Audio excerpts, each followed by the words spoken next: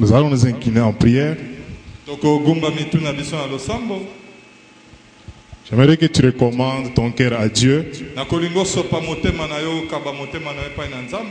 Tu vas recommander ton cœur entre les mains de Dieu. Tu vas dire au Seigneur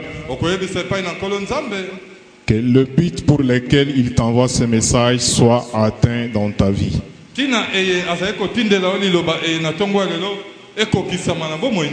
Et que cette parole trouve de la place dans ton cœur. Élevons nos voix et prions le Seigneur. Seigneur Dieu de puissance, nous te sommes infiniment reconnaissants pour ta grâce et pour ta miséricorde. Nous te recommandons, Seigneur, nos cœurs entre tes saintes mains. Nous voulons que tu nous assistes au nom de Jésus. Que cette parole trouve de la place dans nos cœurs. Nous voulons être, Seigneur, de ceux qui écoutent et qui mettent en pratique tes principes.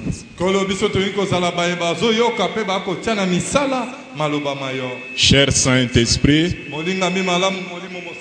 sans toi, nous ne pouvons rien faire. Nous avons besoin de ta grâce.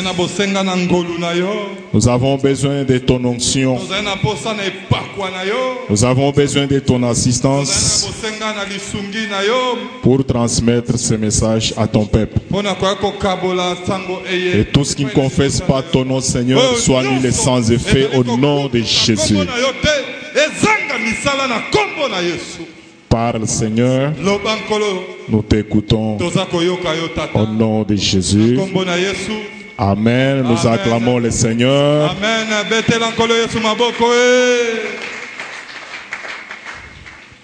Que Dieu soit béni. Et bienvenue dans la présence du Seigneur ce matin. Disons merci au Seigneur pour cette opportunité. Disons merci à notre Père pour cette occasion qui nous est donnée de parler devant le peuple de Dieu.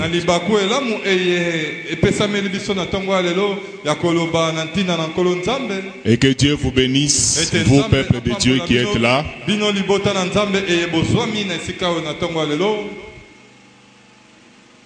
Le message de ce matin, je l'ai intitulé La grâce plus le travail égale succès financier. Amen. Amen. La grâce plus le travail égale succès financier.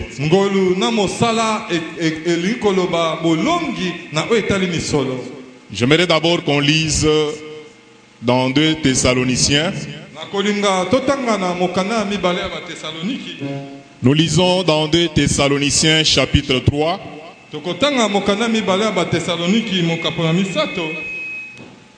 2 Thessaloniciens chapitre 3, le verset 6 à 15.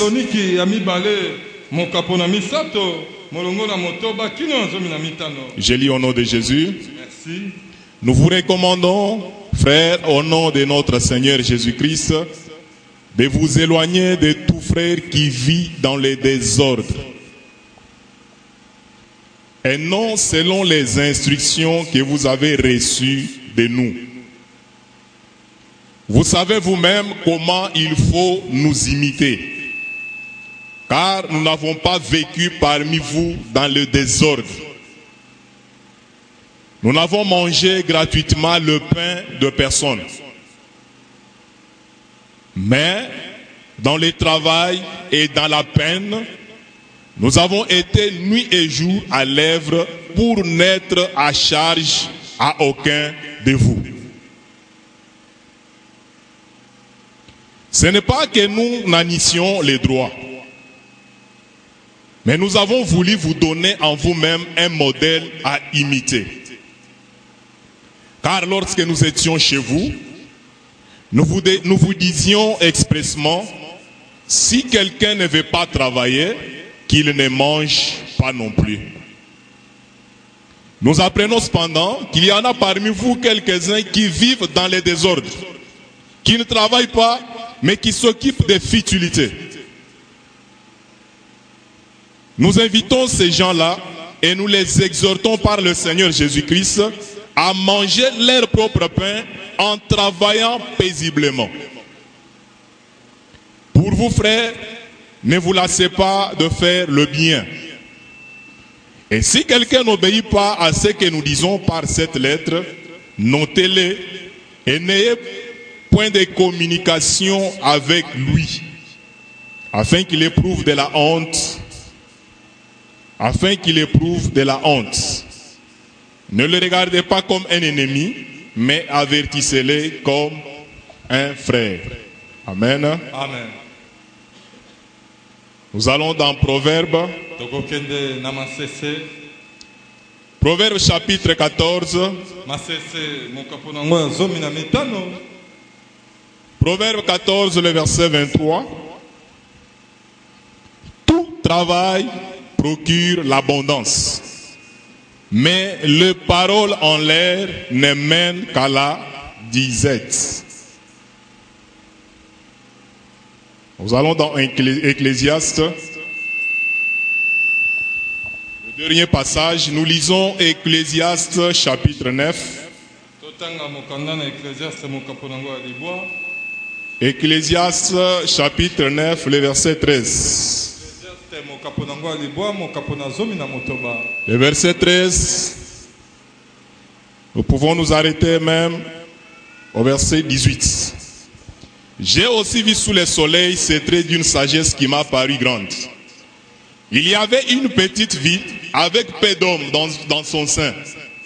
Un roi puissant marchait sur elle, l'investit et éleva contre elle des grands forts. Il s'y trouvait un homme pauvre et sage qui sauva la ville par sa sagesse. Et personne ne s'est souvenu de cet homme pauvre. Et j'ai dit, la sagesse vaut mieux que la force.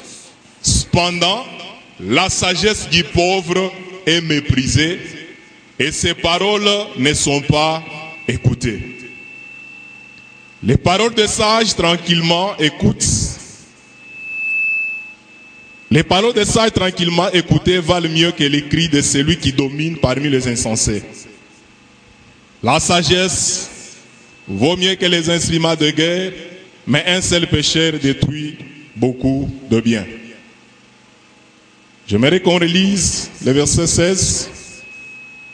Et j'ai dit, la sagesse vaut mieux que la force.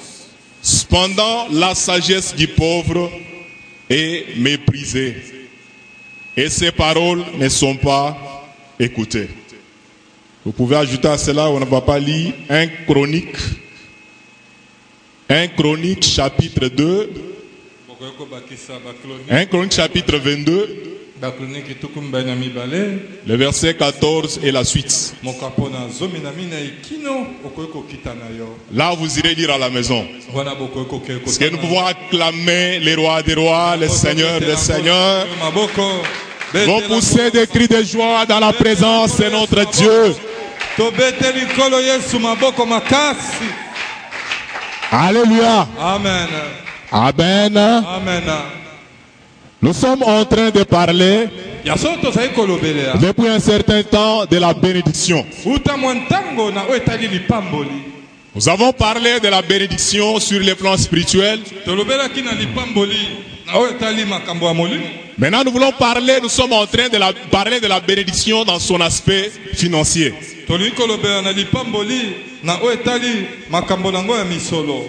Avant que j'entre dans le vif de mon message ce matin, j'aimerais qu'on donne 3 fausses conceptions que nous chrétiens nous avons sur l'argent. nakolinga tomipesa mwa balolenge misato oyo ya mabe biso ba Kristo tolaka yango na oyo etali misolo. Parce que nous ne voulons pas être ce genre de chrétiens qui ont trop de versets dans la tête, qui parlent d'un Dieu grand. Aso tolingi kozala te lolenge ya bato oyo bali na makambo ebele na mitu oyo bazolobela na nzambe moko monene mpenza. Qui parlent du Dieu à qui appartient l'or et l'argent. Mais quand vous les regardez, ils n'ont aucun aspect de tout ça. Kasi soki otali bango malamu ata un gramme ya wolo pe palata o bazolobela bazali na lolenge. Nous avons crié en un Dieu tout puissant.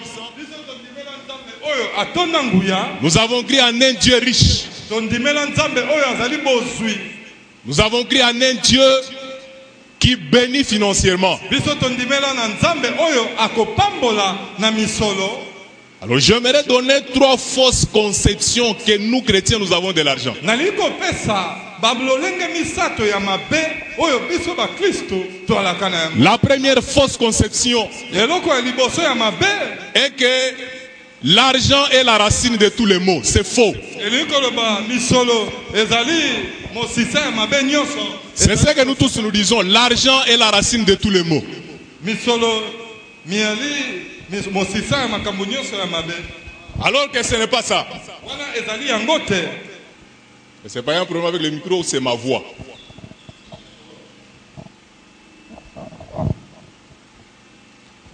Il n'y a pas de pile. Il faut tenir comme ça.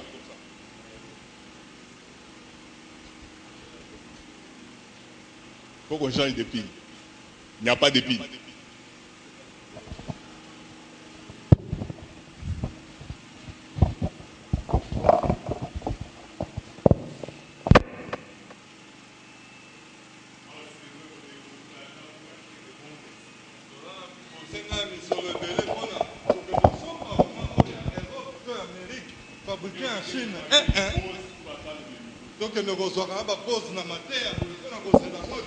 Est-ce que tu peux acclamer le Seigneur?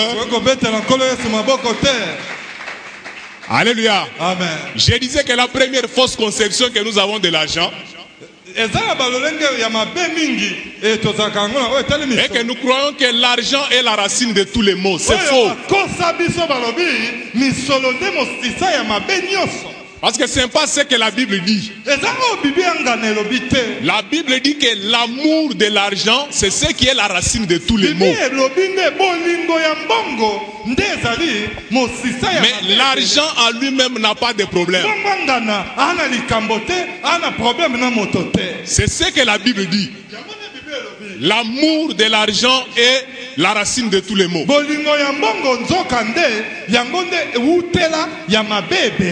Pourquoi? Parce que tellement que vous aimez l'argent, vous êtes prêt à tout pour avoir l'argent. C'est ainsi que vous allez trouver des gens. Il les regarde, d'une part il y a l'argent, d'autre part il y a ses enfants, mais tellement qu'il aime l'argent plus que ses enfants, il est prêt à sacrifier les enfants chez les féticheurs pour avoir l'argent.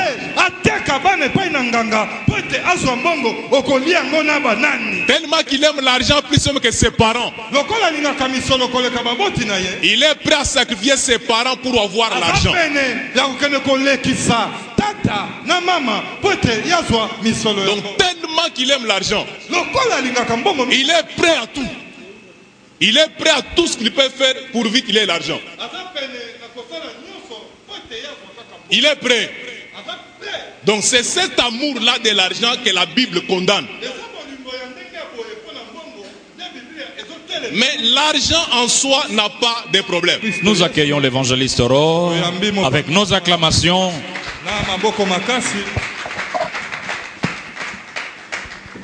L'argent répond à tout.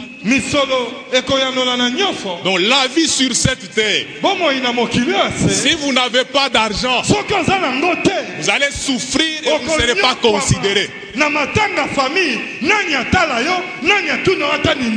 Nous avons besoin dans notre église d'avoir des frères et des sœurs qui ont beaucoup d'argent.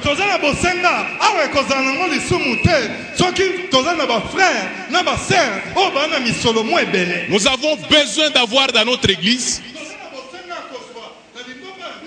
une seule personne qui peut s'élever. Tous ces travaux, ça coûte combien? Ça veut dire combien? Ça coûte autant. Il signe un chèque et c'est tout. On n'a pas besoin de faire trop de gymnastique.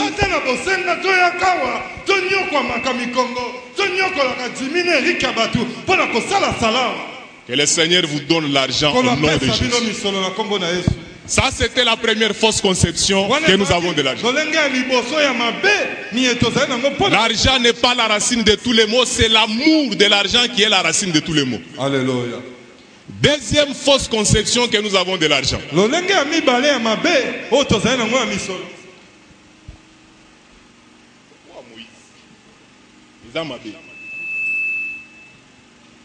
on fait quoi? Il faut prendre l'autre micro.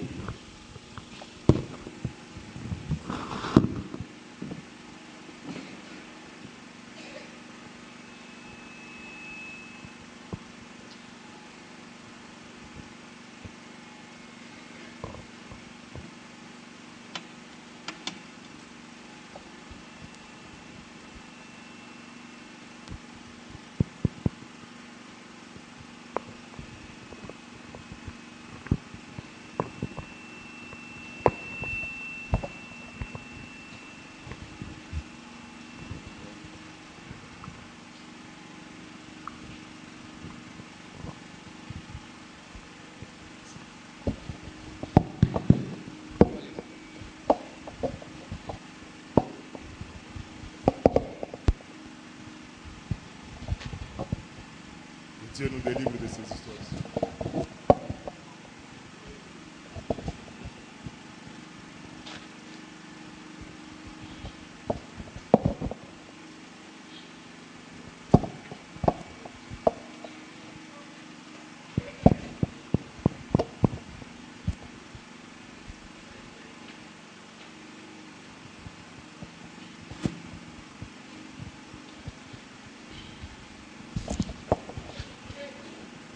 Nous nous excusons.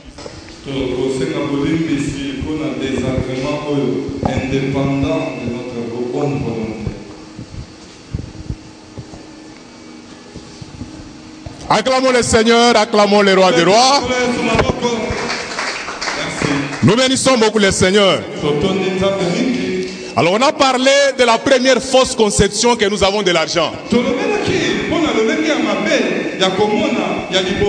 La deuxième fausse conception que nous avons de l'argent, nous chrétiens,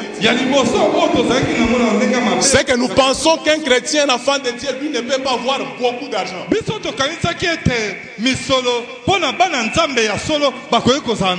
ce monde ici, quand quelqu'un a beaucoup d'argent, même nous les chrétiens, nous pensons soit il est occultiste, soit il a volé quelque part, détournement des deniers publics. L'argent.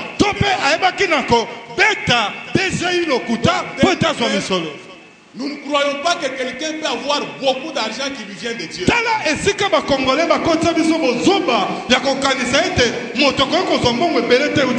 Quand quelqu'un est pauvre et qui n'a rien, lui est saint, lui vraiment va aller au ciel. Et quand quelqu'un a beaucoup d'argent, il a atteint une dimension élevée sur les plans financiers. On pense qu'un chrétien, Dieu lui ne peut pas donner de tels montants, il ne peut pas donner l'argent comme ça. C'est un vendeur de drogue. Ou soit on est occultiste. Et des fois même quand quelqu'un est pauvre, il est sorcier. Donc c'est comme si la sorcellerie donne la pauvreté et l'occultisme donne la richesse. Mais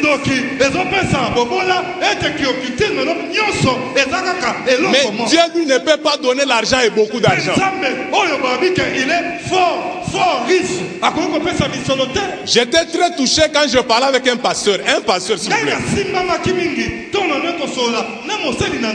Il dit ceci, que je vais te donner un signe par lequel tu vas reconnaître que cet homme a l'argent de l'occultisme.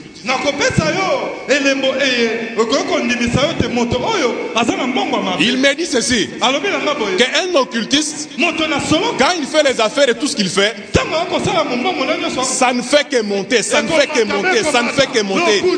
Il ne connaît jamais de bas, lui ne connaît que de haut. Alors que l'argent normal qui vient de Dieu, là c'est d'après lui. Non, il faut quand même un certain moment tu montes, un certain moment tu descends. C'est comme ça d'après lui. La vie c'est les hauts et les bas. Quelqu'un qui a l'argent qui vient de Dieu doit connaître des hauts et des bas, un certain moment Koué, un certain moment Mati. Mais quand quelqu'un ne fait que monter, cet argent, ça c'est un pasteur qui dit ça. Avec de telles conceptions. Alors que la Bible déclare que notre Dieu, il nous fait monter de puissance en puissance et de gloire en gloire. Mais lui c'est passé. Quand vous montez de puissance en puissance et de gloire en gloire, c'est que vous êtes un occultiste. Un chrétien, lui, ne peut pas avoir beaucoup d'argent. Avec ces fameux évangiles qu'on nous a amenés de errer les pauvres. C'est diable de missionnaires. L'évangile dit errer les pauvres en esprit. Mais un qui nous amène l'évangile nous dit seulement errer les pauvres.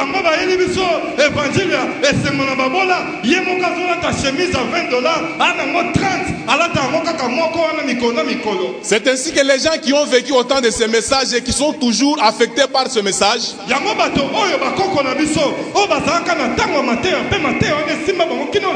ils évitent d'avoir beaucoup d'argent, ils évitent. Ça, ce sont des fausses conceptions que nous chrétiens, nous avons de l'argent. Alléluia. Amen. Un chrétien est la personne le mieux placée pour avoir beaucoup d'argent.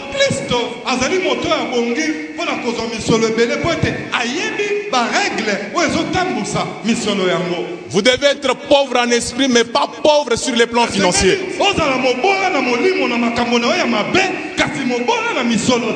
Un pauvre en esprit, c'est quelqu'un qui n'est conduit que par le seul esprit qui est le Saint-Esprit. Un riche en esprit, c'est quelqu'un qui a en lui plusieurs esprits et plusieurs démons. Autant d'esprits et autant de démons qui conduisent sa vie. Mais nous n'avons qu'un seul esprit qui est le Saint-Esprit. C'est cet esprit-là qui nous conduit. Donc nous sommes pauvres en esprit. Et la Bible déclare errer les pauvres en esprit. Mais pas errer les pauvres financiers. Toi en tant qu'enfant de Dieu, tu dois avoir la mentalité d'avoir beaucoup d'argent.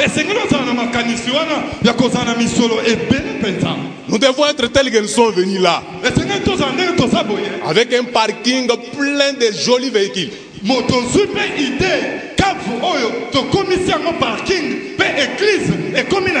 Qu'il en soit ainsi pour toi au nom de Jésus. Troisième fausse conception. On se base sur une prière que David avait faite. David dit ne me donne pas beaucoup, sinon si tu me donnes beaucoup, je vais renier ton nom. David c'est David. Si David lui va renier Dieu à cause de beaucoup,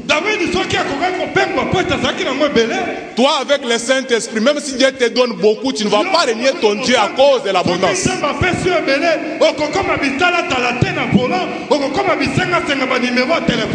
Paul dit ceci: j'ai appris à vivre dans la disette, mais j'ai aussi appris à vivre dans l'abondance.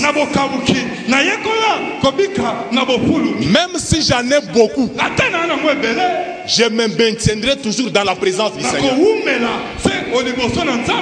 Qui me séparera de l'amour de Dieu? Même des grandes richesses ne peuvent pas me séparer de l'amour de Dieu.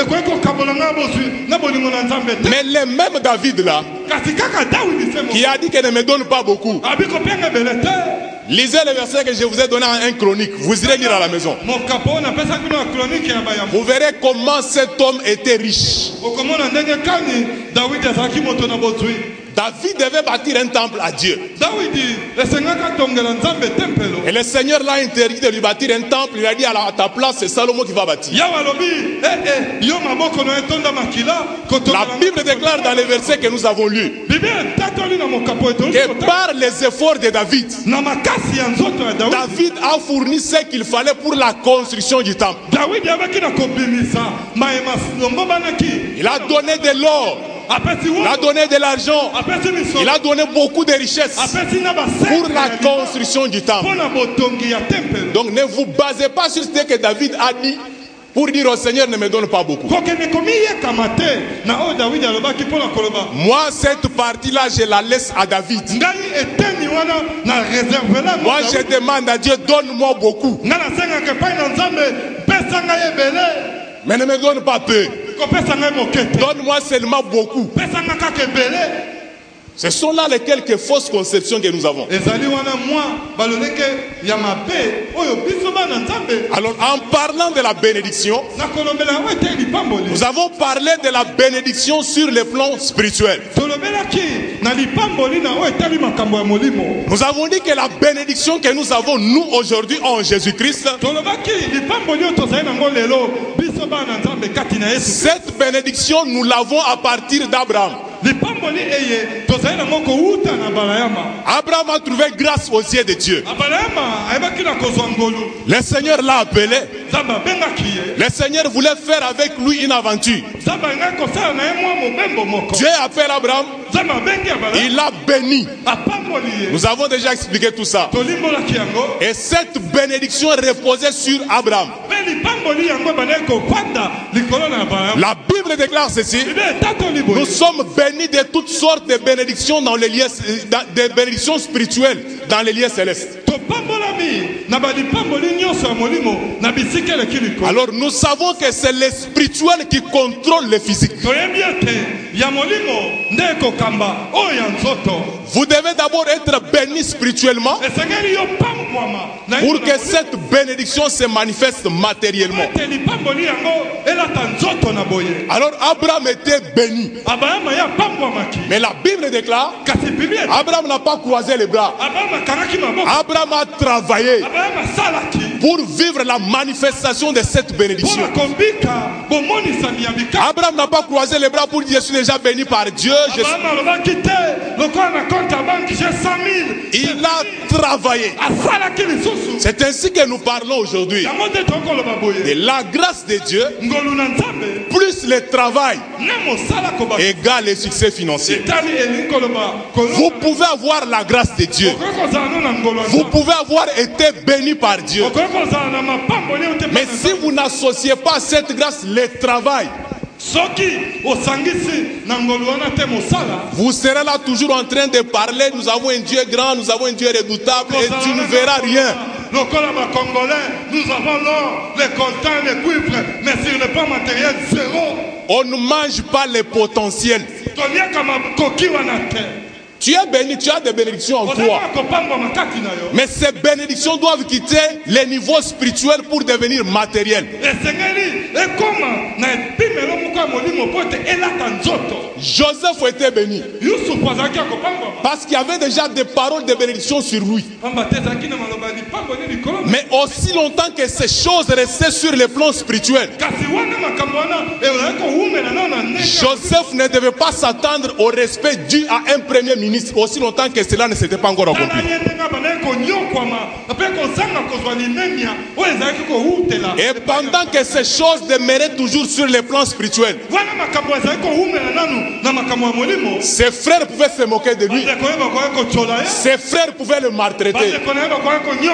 Mais c'est quand cela est devenu matériel que ses frères se sont inclinés devant lui. Alors Abraham a travaillé pour matérialiser cette bénédiction. Nous avons dit que vous pouvez avoir la grâce, mais si vous ne travaillez pas, vous ne verrez rien. Vous pouvez aussi beaucoup travailler. Mais si vous n'avez pas la grâce de Dieu, vous ne verrez rien. C'est ainsi qu'il y a beaucoup de gens qui dépensent trop d'énergie. Ils travaillent beaucoup, mais ils gagnent peu. 4 heures,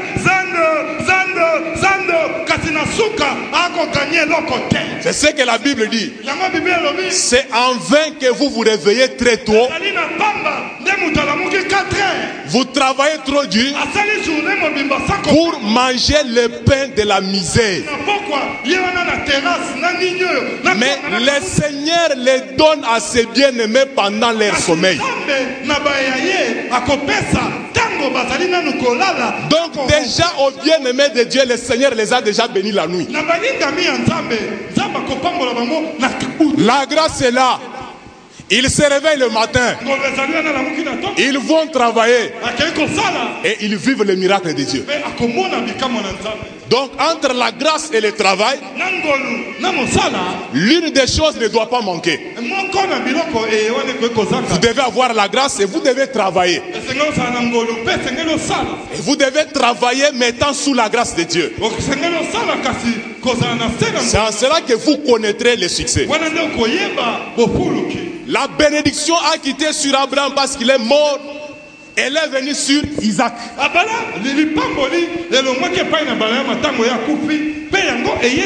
La Bible déclare aussi, Isaac a travaillé. Parce que le prophète Dieu nous avait parlé sur ça. Isaac s'aimant et il devait riche. Il alla en s'enrichissant toujours jusqu'à devenir fort riche. Il a eu la grâce et il a associé à cette grâce le travail et il est devenu très riche. Isaac devait mourir. La bénédiction devait maintenant aller sur Jacob. Jacob a été béni. Vous connaissez l'histoire. Il a été béni. Alors pendant que Jacob était déjà béni, aussi longtemps que Jacob n'a pas travaillé,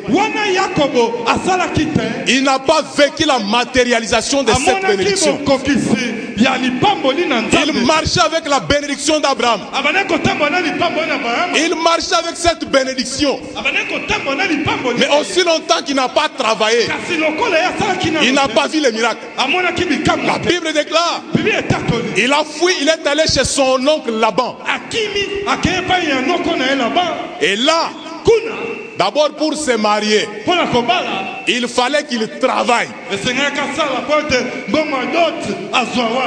La Bible déclare que Jacob devait travailler selon ce qu'il s'est entendu avec son oncle Laban.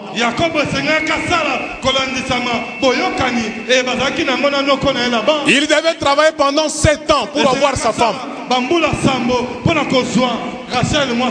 Il a travaillé. Il a travaillé. Il a travaillé pendant 7 ans. Au jour où on devait lui donner sa femme, celle qu'on lui donne, c'est une autre. Quand il veut réclamer, son oncle lui dit ceci, que non, tu dois encore travailler encore 7 ans. Jacob a encore travaillé. Il a travaillé pour épouser une femme. Jacob a travaillé pendant 14 ans.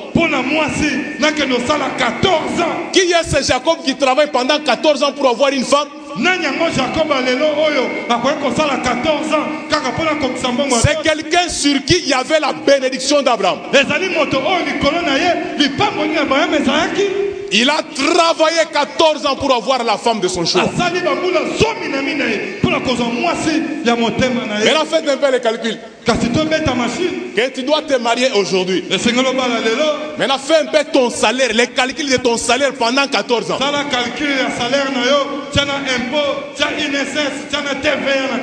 Admettons que tu touches $500. Par an, si je ne me trompe pas, ça te fait déjà $6,000. Dans 10 ans, ça te fait $60,000. Dans 14 ans, faites les calculs, c'est combien? Voici la dot que Jacob a versée pour avoir sa femme. Il a travaillé dur pour se marier. Quelqu'un sur qui il y avait la bénédiction d'Abraham.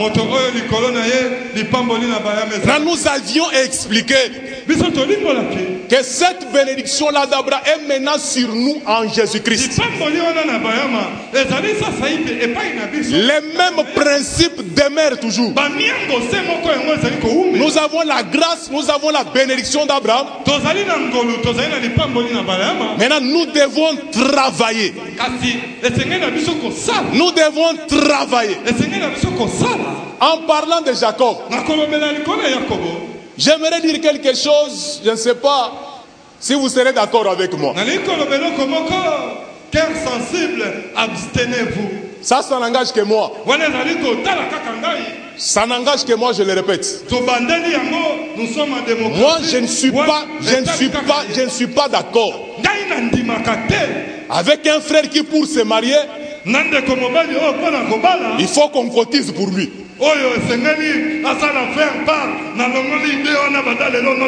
Je m'adresse à ma masse célibataire.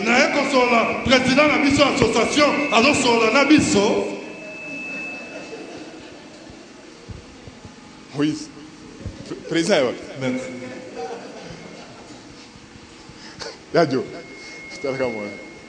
Alléluia. Amen. Donc je m'adresse à mes bien-aimés célibataires.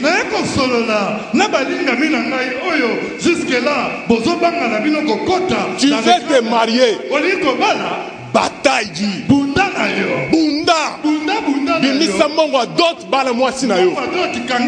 Et sur le plan spirituel, je vais dire une chose. Un sorcier ou un occultiste qui veut devenir mari de nuit de ta femme peut contribuer dans ta dot pour devenir mari de nuit de ta femme.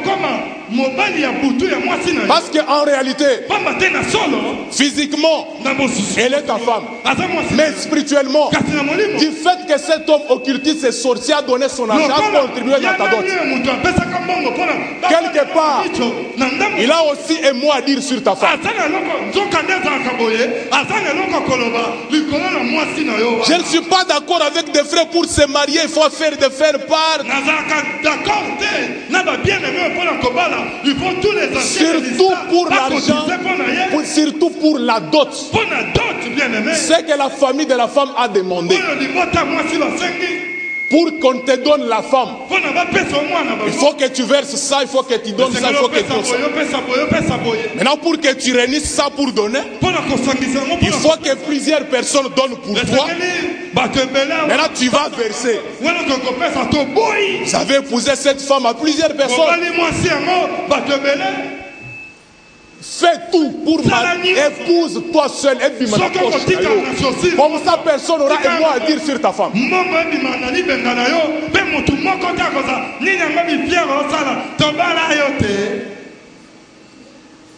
Je connais un grand frère. Son jeune frère pour le moment en Afrique du Sud. Alors son jeune frère devait se marier. Son papa lui a dit que non, tu ne peux pas te marier avant ton grand frère. Comme toi, tu as quand même les moyens. Tu maries d'abord ton grand frère, tu donnes l'argent de la dot. On va épouser la femme pour ton grand frère, après toi tu vas te marier. Et le petit frère a donné l'argent pour que le grand frère se marie. Dernièrement, ils ont eu quelques problèmes dans leur foyer. Le petit frère à partir de l'Afrique du Sud, il envoie un message. Il dit, c'est moi qui avais épousé cette femme. J'ordonne que cette femme soit chassée de la maison. Il pense avoir l'autorité sur ta femme parce qu'il a donné l'argent de la dot. S'il n'avait pas donné ce qu'il allait avoir le pouvoir de guider de tel petit. Un petit frère, de quel droit?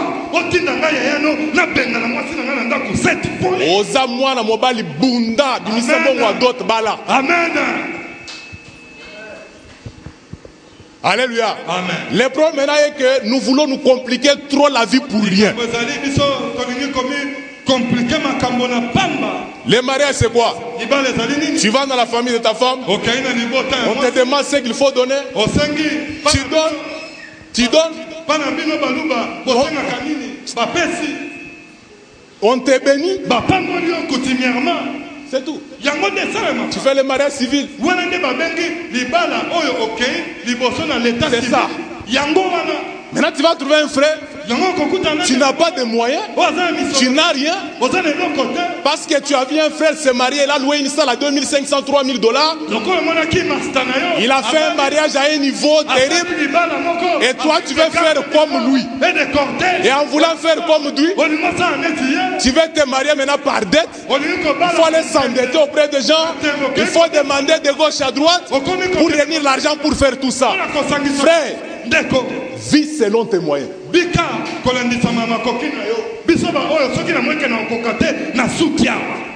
Faut pas chercher de midi à 14h. Je suis allé voir un frère. J'entre dans son salon. Quand j'ai vu donc, il a dépensé beaucoup d'argent. D'abord, je vois la maison qu'il est en train de louer, une petite maison comme ça. Apparemment, il n'a pas une très bonne vie. Mais quand tu vois les dépenses qu'il a faites pour se marier, il a fait trop de dépenses.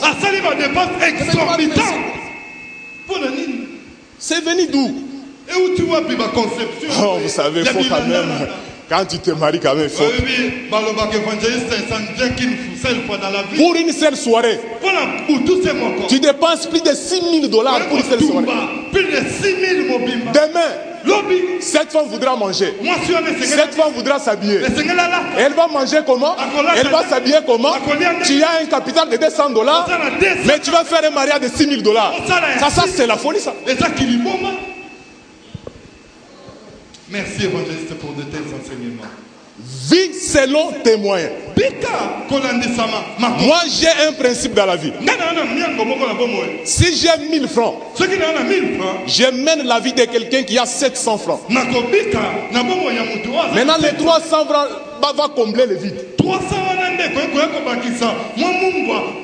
C'est pas tu as 1000 francs, tu veux mener la vie de quelqu'un qui a 2000 francs, 3000 francs. Tu vas te casser la gueule pour rien. Dans ce monde ici, si tu veux vivre selon les matuvis, tu vas te casser la gueule pour rien.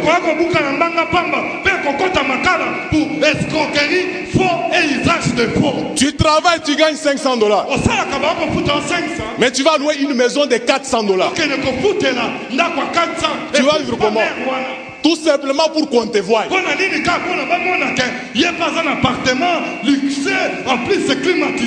Que ces choses nous enseignent et nous apprennent. Nous voulons savoir comment gérer l'argent. Si tu veux avoir un certain standing de vie,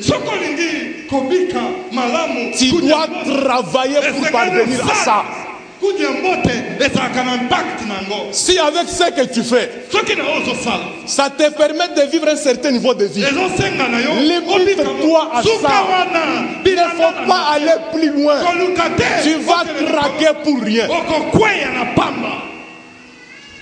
Alléluia. Amen. Tu vas craquer pour rien. Vous savez, tel que nous sommes là, le prophète Dieu nous a parlé que nous devons nous préparer dans la vie. Nous sommes comme des cultivateurs. Chacun de nous est cultivateur à son niveau.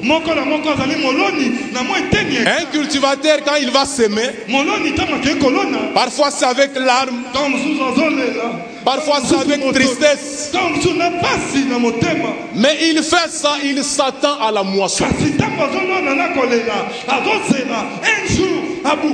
Chaque fois que tu vas à ton boulot, tu vas les premiers, tu vas les deux, tu es en train de semer. Pourquoi? Parce qu'à la fin du mois, tu vas récolter, tu vas moissonner. Tu as même un petit enfant. Il y a des enfants qui étudient. Vous allez trouver un petit de 3 ans, 4 ans. Très tôt matin, il se réveille pendant que les autres sont en train de dormir. Il se réveille, on les lave, on les prépare. Il va à l'école. C'est une façon de s'aimer pour lui. Parce qu'en travaillant, en étudiant, il est en train de préparer son avenir. Nous ne voulons pas voir des frères et sœurs qui veulent un niveau de vie élevé mais qui ne font rien.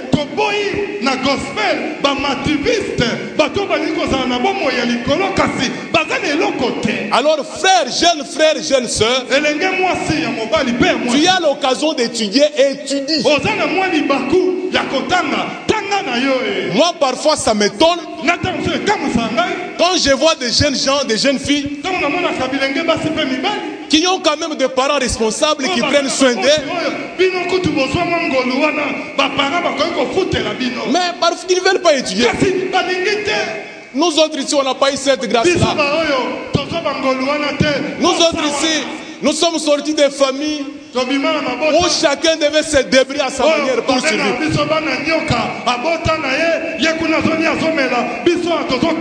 Je vais dire quelque chose parce que mon père est déjà décédé. Vous savez, un pilote qui amène à son bord les parachutistes, on lui donne une mission. Tu prends ton bord autant de parachutistes. Dès que tu arrives à la zone de largage, tu les largues, ils parachutent. Toi tu rentres à la base, ta mission est finie. C'est de cette manière-là que nous autres ici, nos pères se sont comportés. Il nous a largués comme ça dans le monde. Comment vous mangez, ce n'est pas son problème. Comment vous étudiez, ce n'est pas son problème. Est-ce que vous avez déjà vu un papa quand tu vas lui demander l'argent de Minerval, est-ce que Alléluia. Amen. Nous avons eu un père, je ne sais pas si je dois le dire, irresponsable. Il ne sait pas comment vous mangez. Il ne sait pas comment vous vivez. Et chacun devait se débrouiller à sa manière. Si aujourd'hui nous sommes ce que nous sommes, si mon père biologique était irresponsable, mais mon père céleste ne m'a pas abandonné.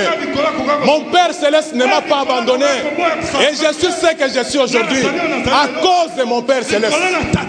Alors si vous avez eu la grâce d'avoir des parents qui prennent soin de vous, qui payent vos études, profitez, étudiez. Profitez, bien aimé. Je me souviens quand j'ai décroché mon diplôme.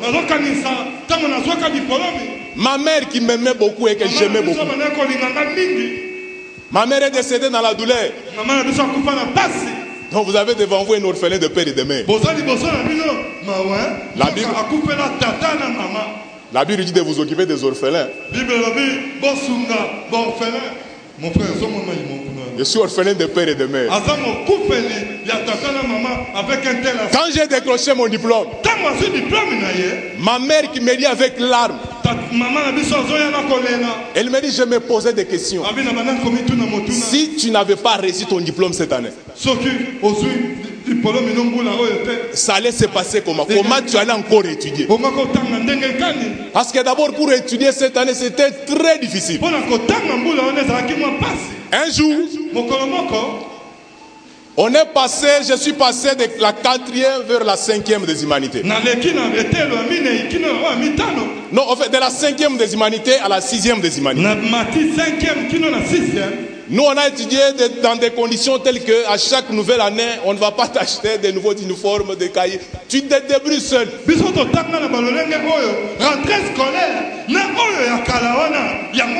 Ton ancien uniforme là, c'est ce que tu dois mettre. Alors, regardez un peu avec ma taille ici. Tu as étudié la 5e avec ces pantalons là. Tu es devenu élancé. Pantalon comme Moukoussé. Maintenant en 6e, Tu dois maintenant rentrer. Avec tous les amis, avec leurs jolis uniformes, jolis beaux. Je me gêne un peu de rentrer à l'école. Mon père qui me dit, tu ne vas pas à l'école. Mon papa, je n'ai pas l'uniforme. Avec ton ancien pantalon est où? Mais papa, c'est devenu fou. Allez, amène ça. J'amène le pantalon. Mon papa prend un tissu d'une autre couleur. On allonge le pantalon. Allez, maintenant ça te convient, va à l'école. Mais papa, comme ça, va à l'école. Des pays voisins, l'école. Vous en avez encore ce qui a l'eau, il faut au sala. Tu ne peux pas faire autrement. J'allais à l'école, j'étais connu de toute l'école. Alléluia. Amen. J'étais connu de toute l'école. La référence c'était quoi? Ces garçons-là, avec les pantalons allongés avec les tissus d'une autre couleur.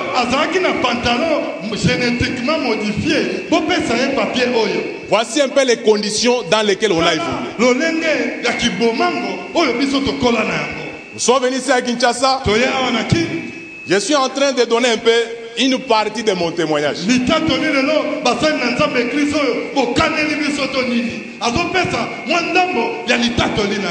Alléluia. Amen. La vie était très dure. De telle sorte que si tu ne penses pas à quel moment ou de quelle manière tu peux t'en sortir, tu ne sais pas de quoi sera fait ton lendemain. On a évolué dans cette souffrance-là. Il fallait faire quelque chose. C'est vrai, il y a la grâce de Dieu. Mais il faut travailler.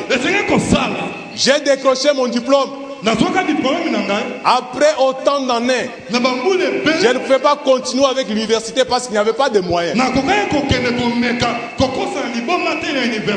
J'ai chômé pendant beaucoup d'années. J'ai chômé pendant beaucoup d'années. Ce n'est qu'après autant d'années que j'ai commencé l'université. Et j'ai payé seul. Il n'y avait pas moyen de faire autrement. Je devais travailler. Même des petits travaux. Mais pendant tout ce temps-là, on était fidèles à l'église. On était fidèles dans l'œuvre de Dieu. Je me souviens, cette route-là de Saint-Luc, parce qu'à ce temps-là, on était à Lozor. 15 heures, Moï Makassi. Tu es obligé de venir à l'église sur Nguma 78 quand on était de l'autre côté. Pendant le travail qu'on a fait, Moïse ici est le fruit du travail que nous avons fait.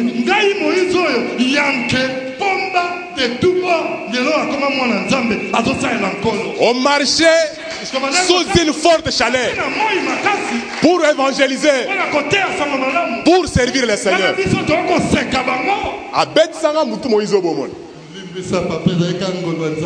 Alléluia. Nous avons beaucoup travaillé.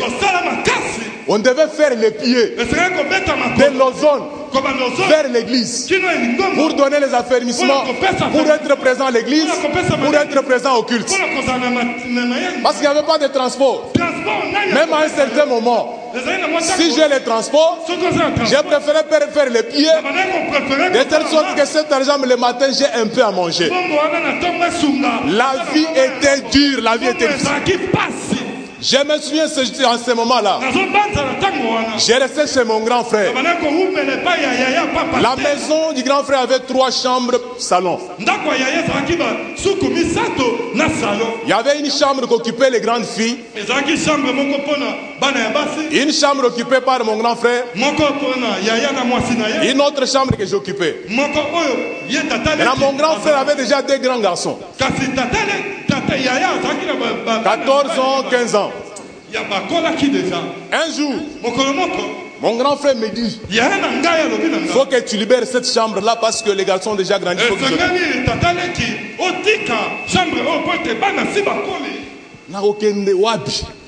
Mon propre grand frère qui me dit ça. Il avait raison.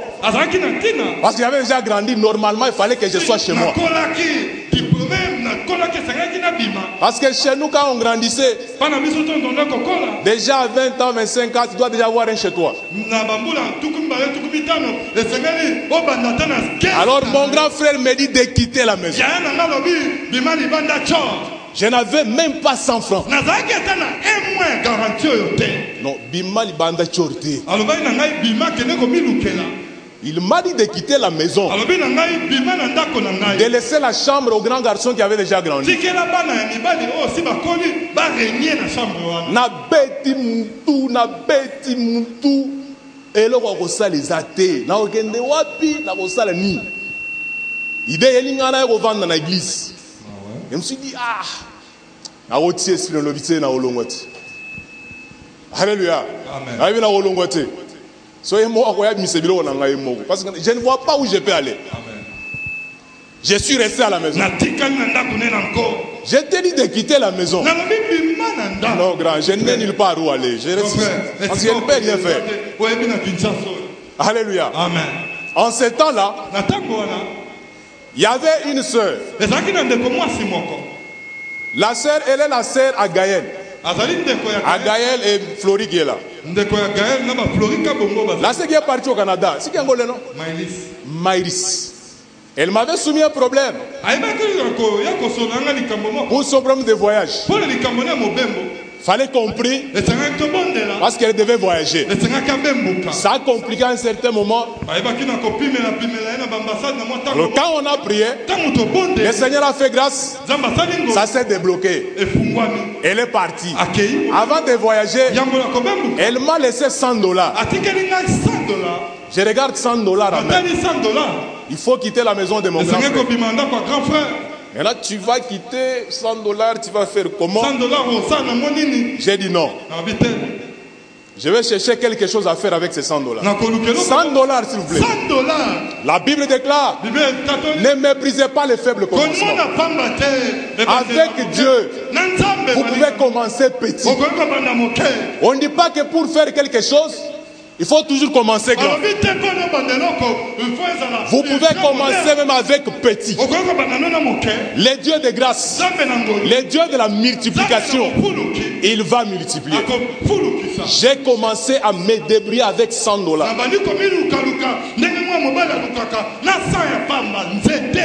$100. Tu vas te débrouiller. Tu rentres à la maison. On te dit quitte la maison. Alléluia. Amen. Je suis allé parler avec un monsieur, une maman qui avait de quelques maisons à louer. S'il pouvait me donner un studio, maman, et je me suis dit non, je ne peux pas faire autrement. Moi, je reste ici. Parce que je ne pouvais pas. J'ai commencé à me débrouiller avec $100. Bien aimé, $100. C'est quand j'ai commencé avec $100. Je suis ce que je suis aujourd'hui. Ce que je fais aujourd'hui, je l'ai commencé avec $100. Je l'ai commencé avec $100, s'il vous plaît. J'ai vu la grâce de Dieu. Au début, c'était dur. Au début, c'était difficile.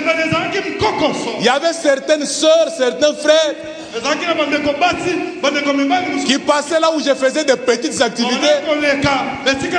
Ils étaient un peu lésés. Voilà, parce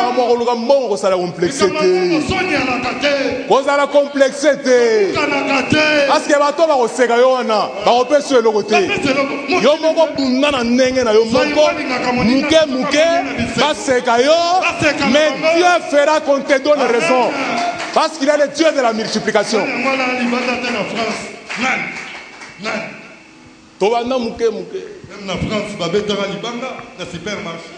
Alléluia. Amen. Le Seigneur a béni. Parce qu'il y avait déjà la grâce. Mais il fallait associer à cette grâce le travail. Alléluia. Amen. Il fallait associer à cette grâce le travail. Toi, on t'envoie $1000, $500. On te donne, tu bouffes ça comme ça. $1000, $100, c'est beaucoup d'argent. Il y a des gens à Kinshasa ici. Un capital de $200. Il nourrit une femme, il nourrit les enfants. Vous faites l'égalité, comment ça peut être possible? Vous n'allez pas vous retrouver. Commence avec petit. Le Seigneur mettra sa main, ça deviendra grand. Vous êtes salarié. D'abord, je vais te donner une stratégie. Tu gagnes par exemple $500. Cherche même une maison de $100. 100. Tu es chrétien. Tu es chrétien. $500. $50, tu enlèves la dîme. Les $400 qui restent, t'as quoi? $100. 350 qui restent. Là, il nous a dit qu'il faut épargner. Si vous êtes salarié ici, il ne faut pas toujours vivre de votre salaire. Cherchez à créer une affaire à côté qui va encore faire entrer l'argent. C'est ainsi que la plupart des salariés qui ne vivent que de leur salaire, dès que le boulot est fini, il ne paie rien, il ne se retrouve pas. Alors qu'avec ce que tu gagnes à la fin de chaque mois, tu peux épargner quelque chose pour monter une affaire quelque part. Parce que j'aimerais vous dire ceci. Les affaires font avancer vite que les salaires.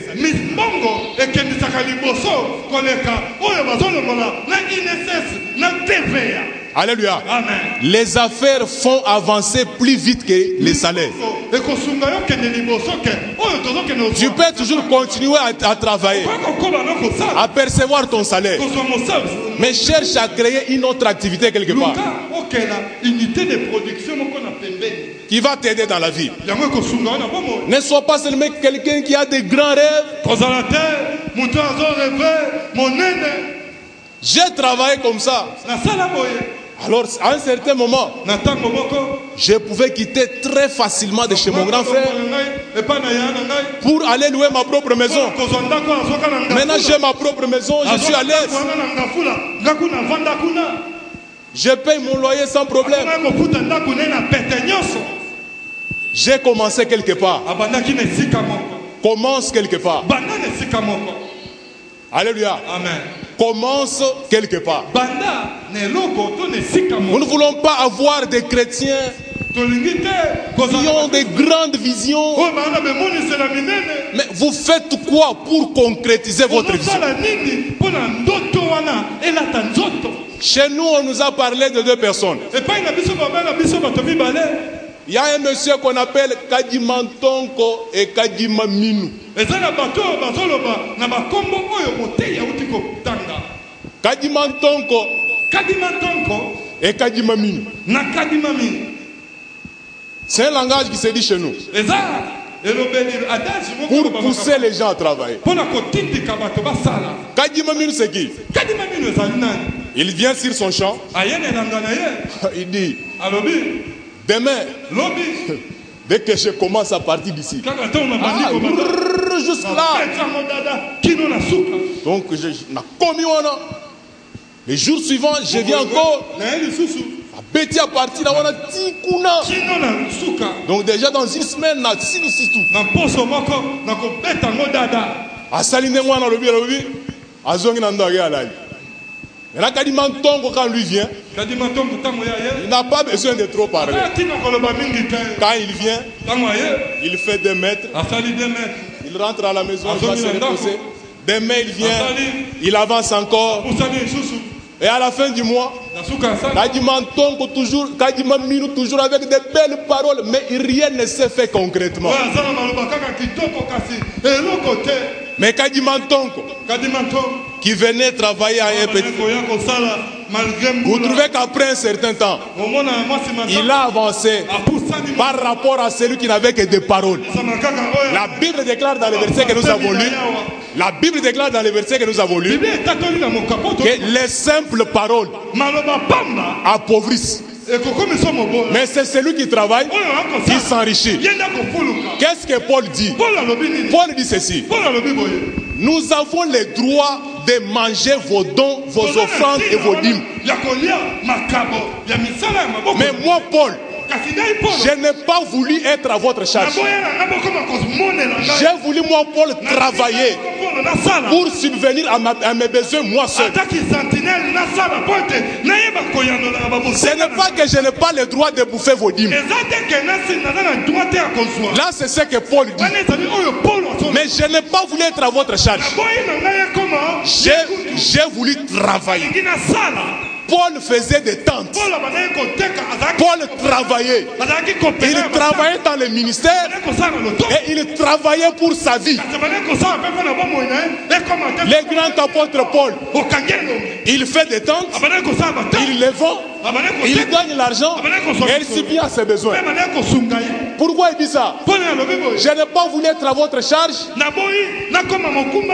pour que cela ne soit pas obstacle à l'évangile.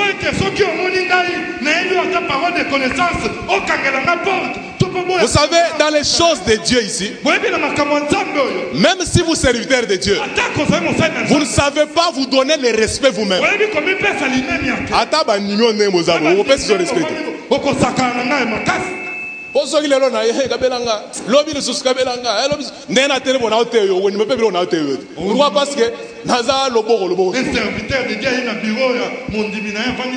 serviteur de Dieu. Moi j'ai béni beaucoup le Seigneur parce que dans cette église notre Père travaille et nous aussi nous travaillons.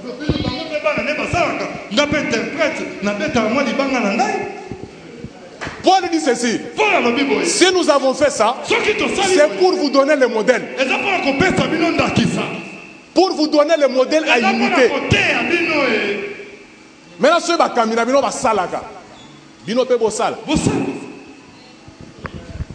mais même si tu as ça, cela n'empêche pas que vous soyez parce que nous n'en avons pas le droit. Bon, amen bien. Amen. Alléluia. Avec ça, c'est que Paul a dit. Je ne suis pas d'accord avec ces concepts-là comme notre Père l'a dit. Les concepts de travailler à temps plein.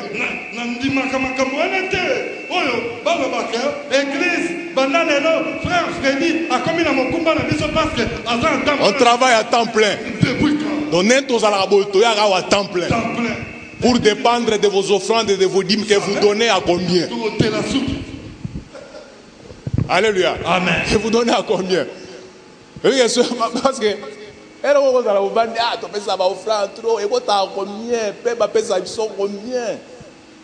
alléluia. Ce gars on l'a dit mongo. Un jour ba olowe osili na kati ya libane. Ba si ba olowe osili na kati ya libane. Alléluia. Amen. Quand vous lisez les livres de Néhémie, la Bible dit ceci. D'abord, selon la loi, les sacrificateurs étaient des personnes qui devaient être à temps plein au temple.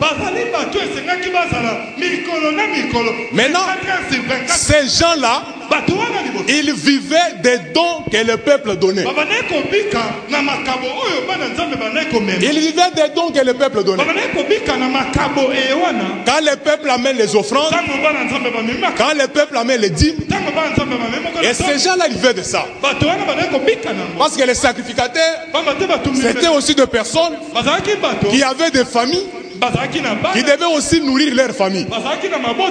Maintenant, ils ont attendu au temple. On n'amène pas les offrandes.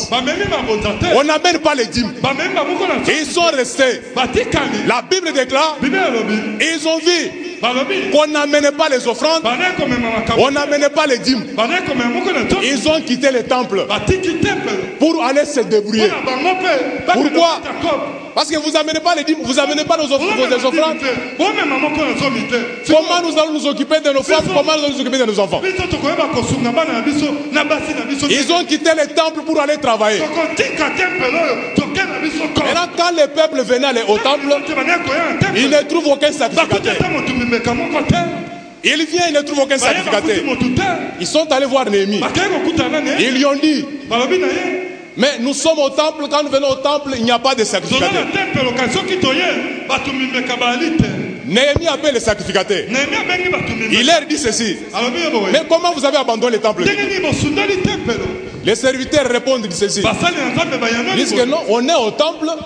On est là au temple. Le peuple n'amène pas les offrandes. Le peuple n'amène pas les dîmes. Alors comment nous allons vivre? C'est ainsi qu'ils ont quitté le temple. Maintenant, Néhémie appelle le peuple. Il explique le peuple. Et si les sacrificateurs ont quitté le temple, c'est parce que vous n'amenez pas les dîmes et les offrandes. Et ils se sont engagés à donner les dîmes et les offrandes. Ce qui m'a intéressé là, c'est que nulle part, Néhémie n'a pas reproché aux sacrificateurs d'avoir quitté le temple. Alléluia. Amen. C'est-à-dire que quand l'église ne s'occupe pas de ses serviteurs, on va les chercher.